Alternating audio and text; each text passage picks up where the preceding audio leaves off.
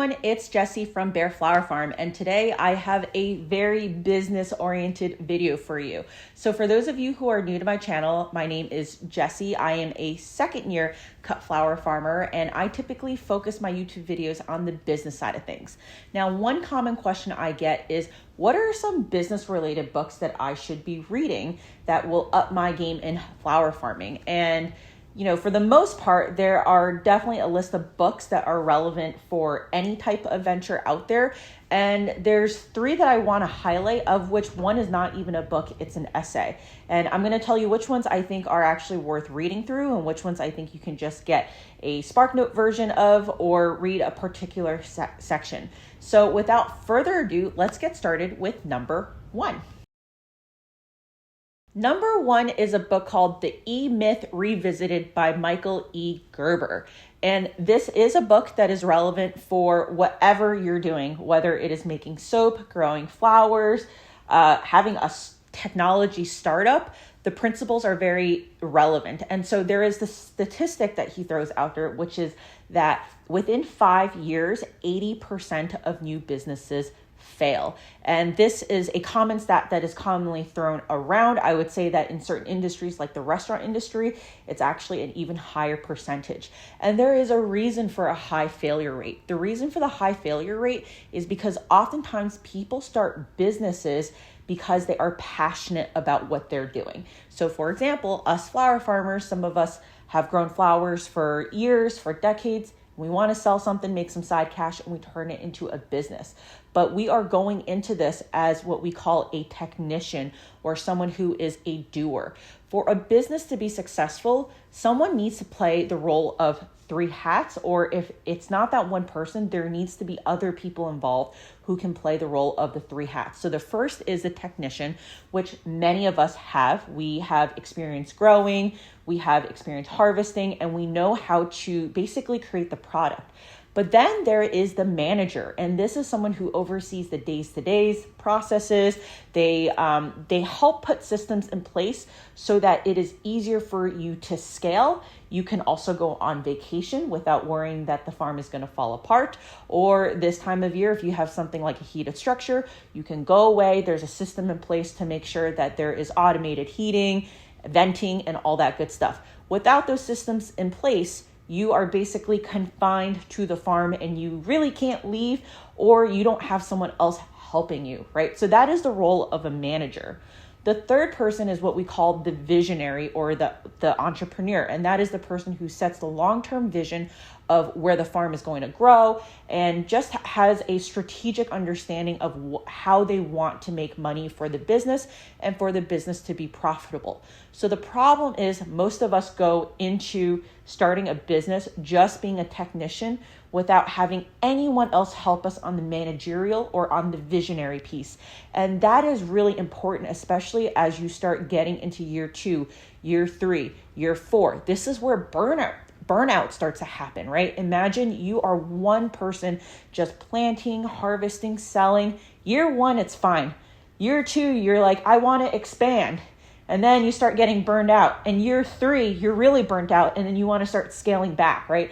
And I would argue that the reason for that type of burnout is because you haven't set up those systems in place. You haven't necessarily thought about what that vision looks like for your farm. And look, it's hard for one person to do all of it. Typically at a tech startup, like think about someone like at Facebook, a Mark Zuckerberg. He was a technician, but very quickly he became that CEO, that visionary. He hired people around him to do the managerial stuff and the technical stuff.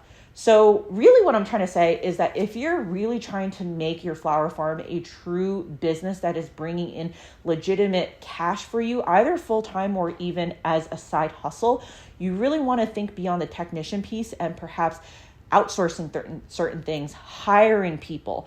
There's a saying that you always want to surround yourself with people smarter than yourself. So think about the weaknesses that you have. Think about the gaps that you have in your business. And that's where you should focus on getting help to plug in those other areas. Now, the next business resource I want to talk about is not even a book. It's an essay. It's an essay called 1,000 True Fans by Kevin Kelly. And the title kind of says it all, having 1,000 true fans. Now, I know some of us go on social media, we see certain farms have 15,000 followers, 150,000 followers, and you look at Floret who has over 1 million followers.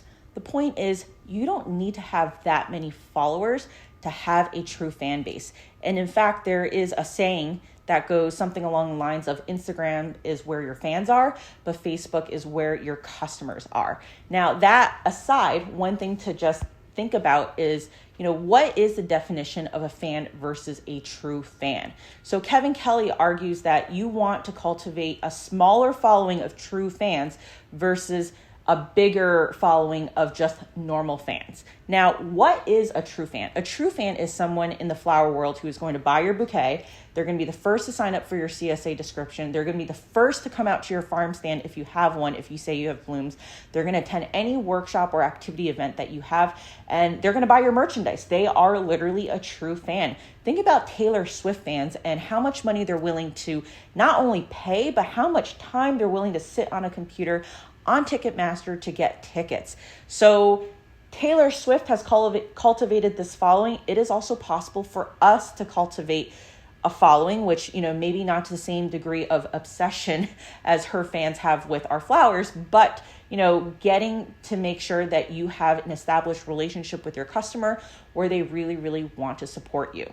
Now, the 1,000 figure comes from this notion that if you just made $100 of profit off of each of these 1,000 customers, that would get you $100,000 worth of money. Now, $100,000 is obviously a decent wage. However, I think it is very unrealistic for a lot of us who are flower farming as a side hustle to realistically grow enough flowers for 1,000 true fans. So let's scale this down to just, we'll call it 100 true fans, right? If you were to able to make $100 of profit off of 100 people, that is $10,000 in revenue.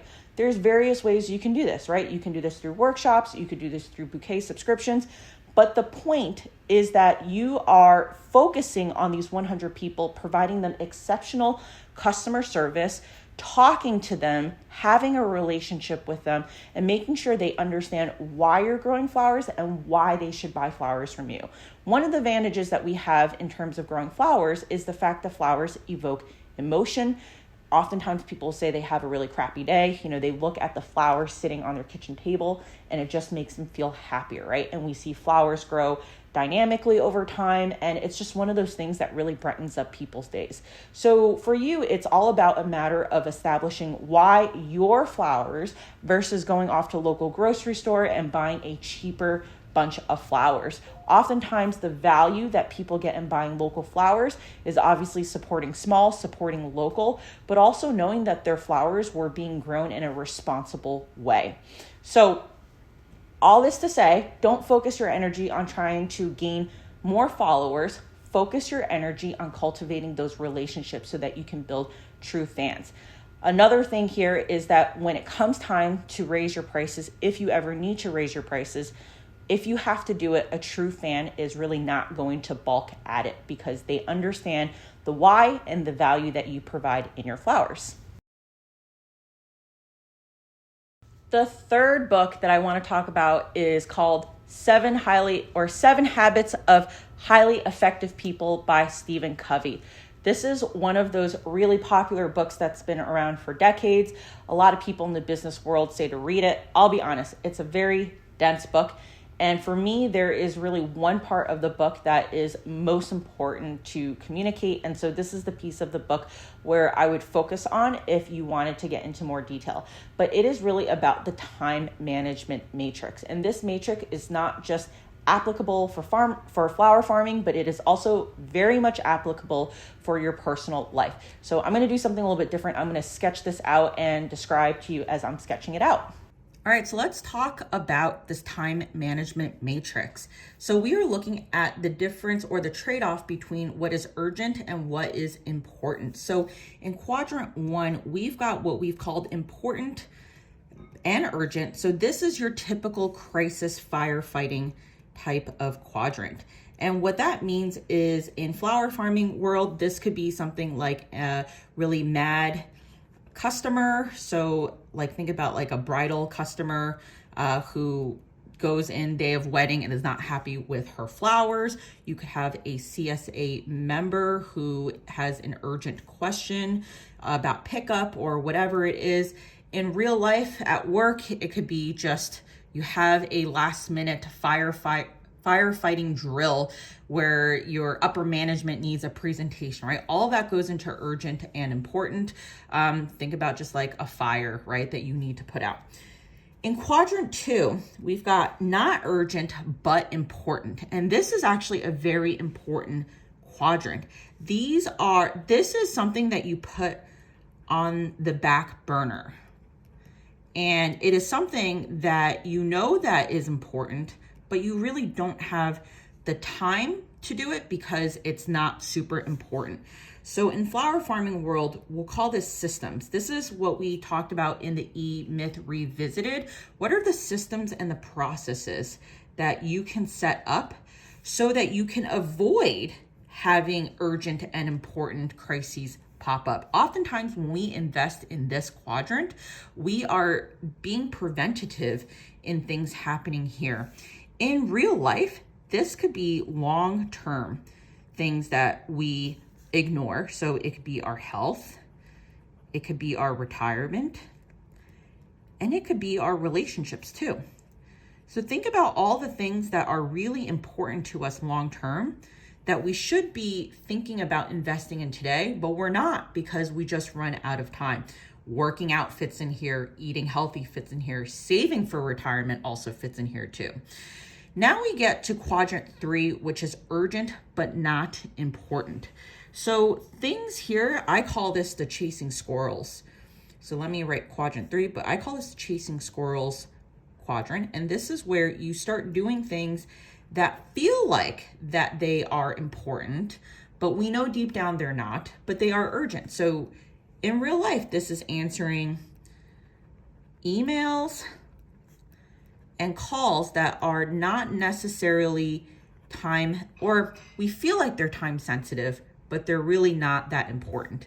This could also be not firing a customer who needs to be fired. And I am a big fan of really firing those customers that you don't want. And when I say firing a customer you don't want, this is a customer who is not aligned to your values or the why in terms of why they should be buying from you. So a good example is a customer who wants to have really good quality blooms, but doesn't want to pay for it.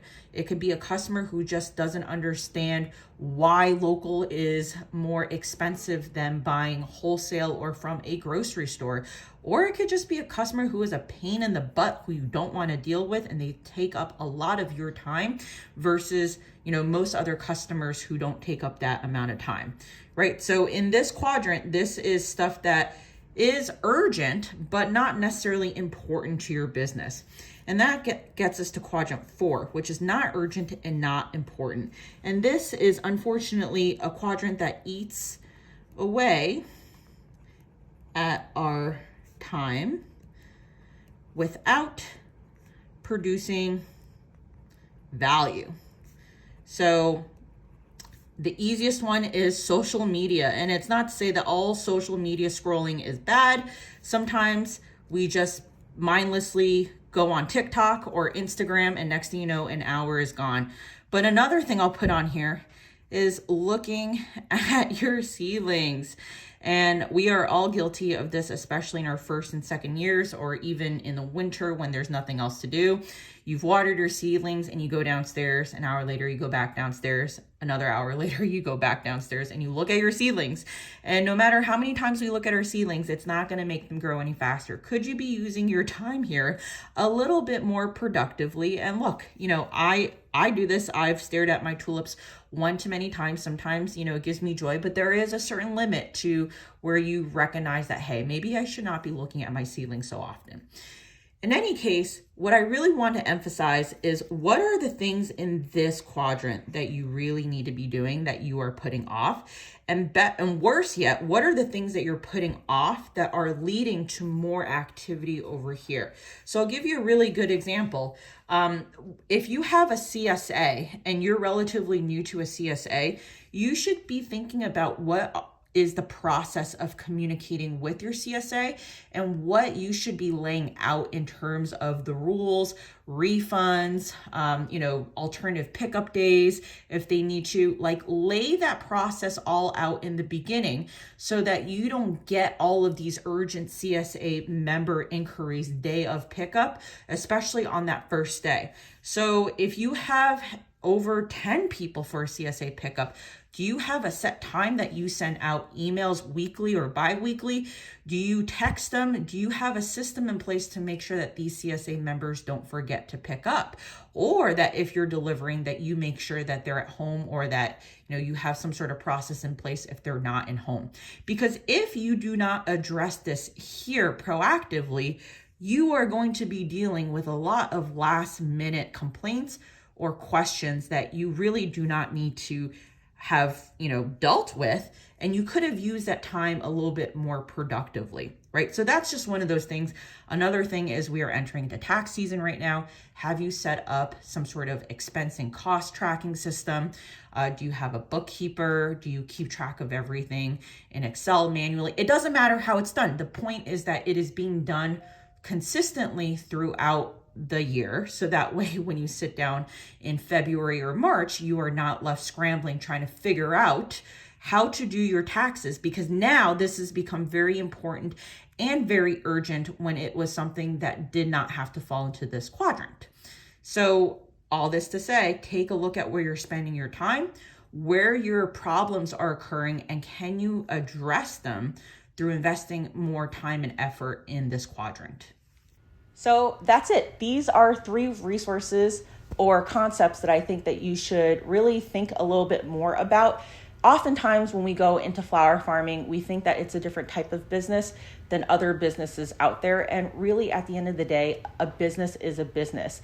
Successful entrepreneurs are people who are able to focus on the vision piece of the business. They're able to set up processes to be able to allow them to scale things, and they're able to outsource a lot of the more technical elements. I know that for a lot of us, we really like to flower farm. We like being outside. We like doing the stuff, and that is completely fine. But know that if you're going to try to do all of those things typically are what we call, they're not menial tasks, but they're less value tasks, right? So there are certain things that you might want to outsource that you don't like in that regard. But if you do too much of that technical stuff, it is going to prevent you from growing and scaling. And look, that is completely fine. If you don't want to grow and scale, it is just completely up to you. And I think that for me, the time management matrix from Stephen J. Covey's book is also really, really helpful for me. It always helps me prioritize what I really should be focusing my efforts on, whether or not it's related to flower farming or it's related to my personal life. Like, something like working out is really important for me and my husband. It's something that we don't put on the back burner, because I know that later down the road, we are going to kick ourselves because we did not work out. And it's something that, you only have to dedicate half an hour or an hour to each day. So anyway, hope this video was helpful for you. Let me know in the comments what books or resources you like and that you find really helpful, and I will see you next time.